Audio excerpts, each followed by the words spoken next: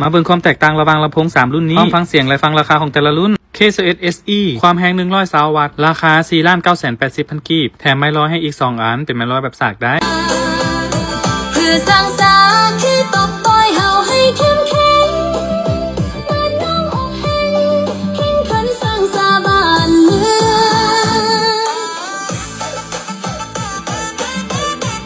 งK Sound ความแรง260 วัตต์ราคา 8,990,000 กีบแถมไม้ให้2อันเป็นไม้ร้อยแบบสากได้เด้อตัวเครื่องมีรับประกัน1 ปีเต็มแดนถิ่นไกลเลือกตาอยู่สุดหน้าผายังมีดอกฟ้าแสนงาม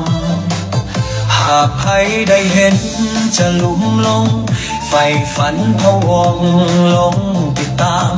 สาวเอ๋ยสาวงามงามเหลือใจ K Sound Pro ความแรง360 วัตต์ราคา 11,580,000 แถมไม้ร้อยให้2อันเป็นไม้ร้อยแบบสากได้เด้อรับประกัน1 ปี